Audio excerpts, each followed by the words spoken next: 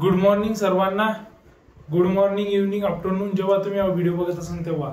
तर आपण fundamental of soil सायन्सचे 14 लेक्चर कंप्लीट केलेले, 13 लेक्चर कंप्लीट केलेले. 14वे लेक्चर आहे सॉइल टेम्परेचर. सॉइल टेम्परेचर हा टॉपिक खूप छोटासा आहे. छोटासा इन द सेन्स की बा तुम्हाला याच्याबद्दल खूप सारी माहिती पहिल्यापासून याची. ओके, तुम्ही 12वीत पण शिकलेल्या टेम्परेचर वगैरे याच्याबद्दल तुम्हाला आयडिया आहे. ती फक्त आयडिया आपल्याला काय करायची, वॉश करायची, थोडा तुमचा ब्रेनने तुम्हाला आठवण करून द्यायची. ओके, तर ती आठवण करून द्यायची, ती एक्सप्लेन करायची. तर चला आपण बघूया सॉइल टेम्परेचर. सुरुवातीला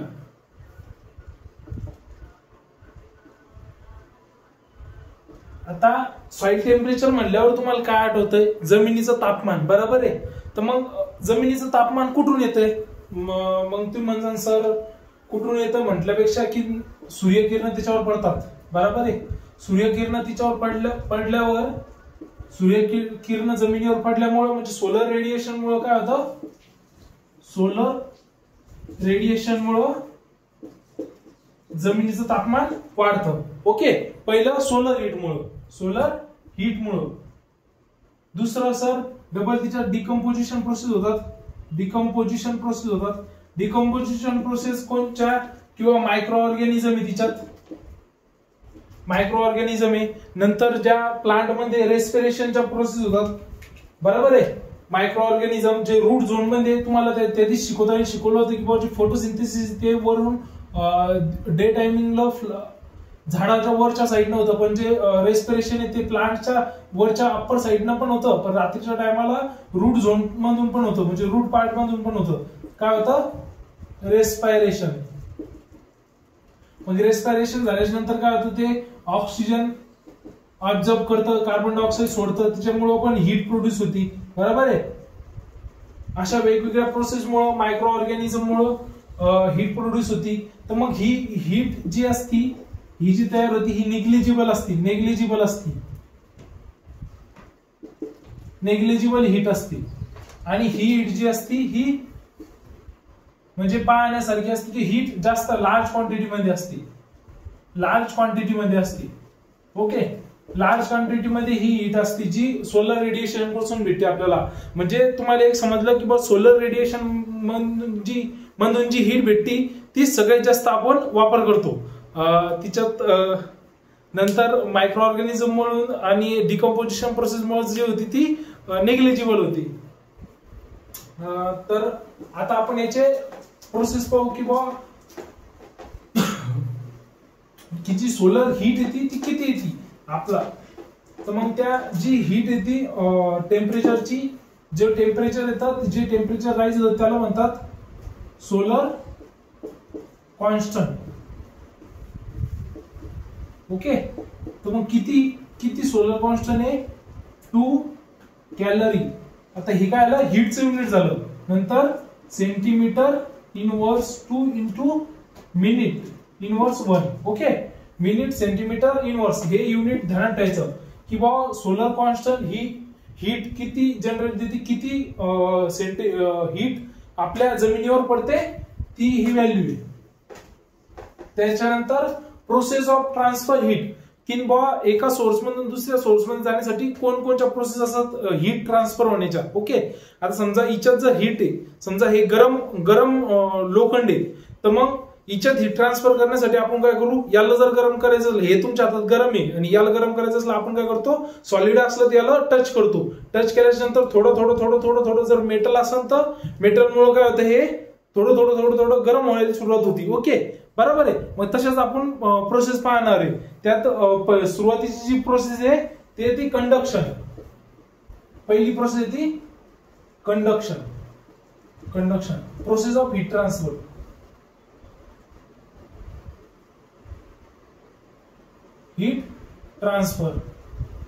ओके, तर कंडक्शन प्रोसेस मध्ये काय होतं? सुरुवातीला हे ध्यानात ठेवा, हे सॉलिड मध्ये होती सगळ्यात जास्त.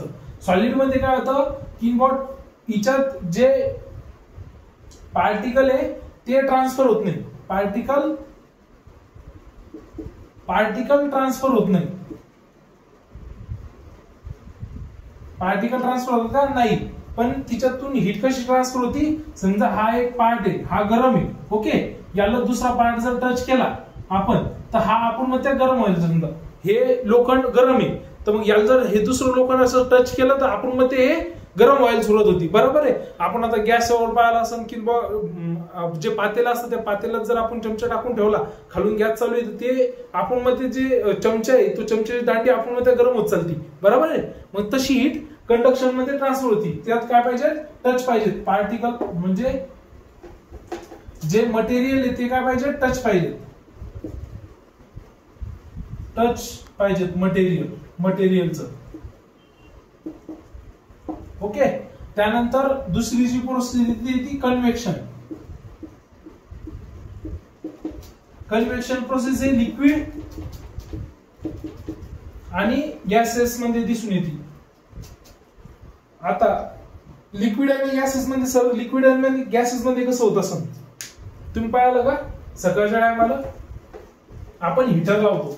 तुम्हाला उदाहरण देऊन सांगतो मी.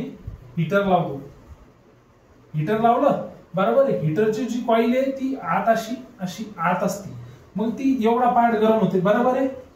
ओके. हा काय झाला, हीट व्हायला लागला.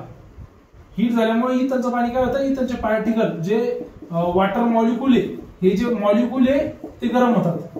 हे गरम झाल्याच्या नंतर काय करतात, हे गरम झालेले मॉलिक्यूल कोल्ड मॉलिक्यूलकडं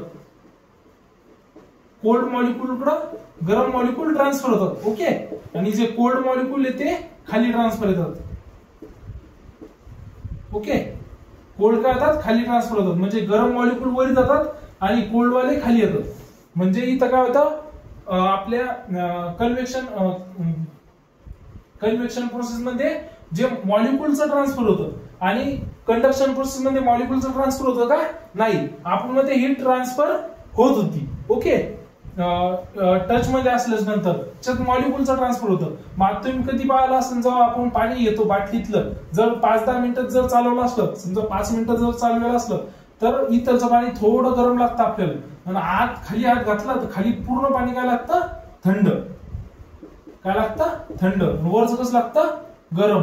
आपण म्हणतो तो इथलची कॉईल गरम होती, ती इथलचं पाणी गरम व्हायला पाहिजे, पण त्याच्यामुळं काय होतं, मॉलिक्यूल लिक्विड आणि गॅसेस मध्ये कोणची प्रोसेस तयार होती, कन्व्हेक्शन प्रोसेस. समजली तुम्हाला? बरोबर समजलं? ओके. एक्झाम्पल तुम्ही ध्यानात ठेवू शकता की इथं मॉलिक्यूलचं काय होतं, ट्रान्सफर होतं कोण एरियापासून, कूल एरियाकडे, कोल्ड एरियाकडे ट्रान्सफर होतं, हीट एरियाकडून. ओके. ही झाली कन्व्हेक्शन प्रोसेस. आता जी तिसऱ्या नंबरची प्रोसेस येते त्या प्रोसेसचं नाव आहे रेडिएशन किंवा रेडिएशन.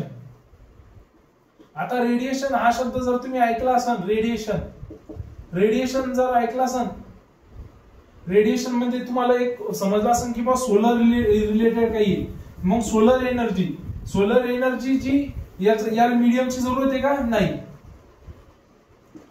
दुसऱ्या दोन्ही प्रोसेसला मीडियमची जरूरत होती, या मीडियमची जरूरत होती का, नाही. नो रिक्वायरमेंट ऑफ मीडियमची जरूरत नाही. हीट डायरेक्ट सूर्यापासून डायरेक्ट हीट कुठे येते, जमिनीवर. ओके. समजलं? आता तुम्ही म्हणसान सर प्रोसेस झाल्या, तर मग आता त्यानंतर काय शिकायचं, त्यानंतर याचे किंवा रोल काय, रोल किंवा इम्पॉर्टन्ट ऑफ टेम्परेचर, इम्पॉर्टन्ट किंवा role of temperature in plant growth किंवा प्लांट सीजन. आता तुम्हाला एक आयडिया येतो, कोणतीही प्रोसेस जर चालू करायची असली आपल्याला तर टेम्परेचर लागतं. आपली स्वतःची बॉडी जरी मेंटेन करायची म्हटलं तर आपल्याला व्हिटॅमिन डी कुठून भेटतं, सूर्यापासून भेटतं. तर मग आपल्याला ते मेंटेन करण्यासाठी पण काय लागतं, सूर्यकिरण लागतं. लय दिवस जर समजा असं तुम्ही ग्राह्य धरा किंवा सूर्यच नाही आला, तर मग समजा सनरायझच नाही आला, तर आपल्याला जगण्यास कसं कठीण होईल ना. बरोबर. एखादा क्रॉप जर जर्मिनेट करायचं म्हटलं तर जर्मिनेशन साठी एखाद्या क्रॉपला टेम्परेचर लागतं 15 डिग्री टू 20 डिग्री पर्यंत. जर एवढं डिग्री टेम्परेचर नसेल तर क्रॉप जर्मिनेट होतं का, नाही होत. आता जे मायक्रो ऑर्गॅनिझम आहे ते मिनिमम जर जगायचे असेल, जर डिकम्पोजिशन प्रोसेस जर घडायची असेल तर तिच्यात मिनिमम मोर दॅन किती टेम्परेचर लागतं, मोर दॅन 5 डिग्री, 5 डिग्रीच्या वर टेम्परेचर लागतं. त्याच्या 5 डिग्रीच्या जर खाली टेम्परेचर जर झालं तर 5 डिग्रीच्या कमी जर टेम्परेचर झालं तर ते डिकम्पोज होतो का, नाही. आपण पाहिलं असेल जम्मू काश्मीर मध्ये जर जिथं हे लागेल, समजा जम्मू काश्मीर मध्ये बर्फाळ रिजन आहे, बर्फाळ रिजन मध्ये जर समजा एखादी डेड बॉडी, एखादा जर अॅनिमल मरेल असला तर तो वर्षानुवर्ष मरेलच राहतो, बरोबर आहे ना.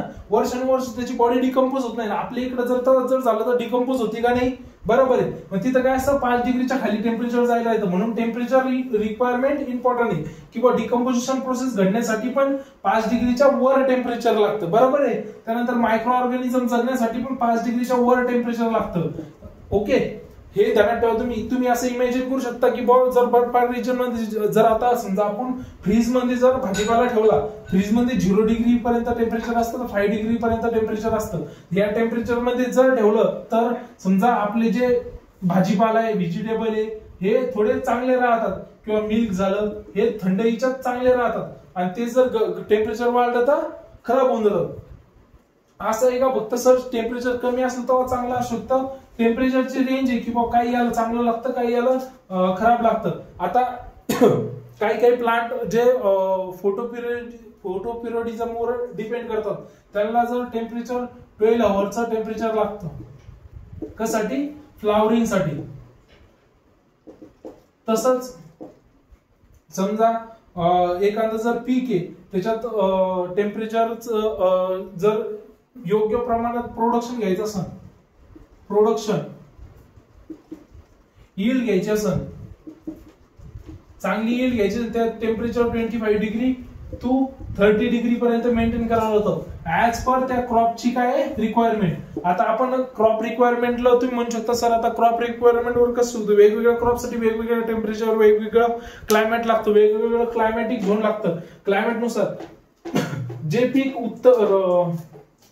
उत्तराखंड मध्ये येऊ शकतं ते आपल्याकडे येऊ शकतं का, हिमाचल प्रदेश मध्ये येऊ शकतं ते आपल्याकडे येऊ शकतं, जम्मू काश्मीर मध्ये सफरचंद घेतात तर आपल्या एरियात सफरचंद घेऊ शकतो का, काऊन नाही घेऊ शकत? टेम्परेचर डिफरन्समुळे, बरोबर आहे ना. तर असे तुम्ही वेगवेगळे इम्पॉर्टन्स तुमच्या मनाने तुम्ही विचार करून लिहू शकता. ओके, तर इथपर्यंत व्हिडिओ बघितल्याबद्दल धन्यवाद. व्हिडिओ आवडल्यास लाईक, शेअर, सबस्क्राईब करा व वेगवेगळे नोटिफिकेशन आपल्यावर फंडामेंटल ऑफ सॉइल सायन्सची जी प्लेलिस्ट आहे ते बघण्यासाठी मंथन या युट्यूब चॅनलला सबस्क्राईब करायला विसरू नका.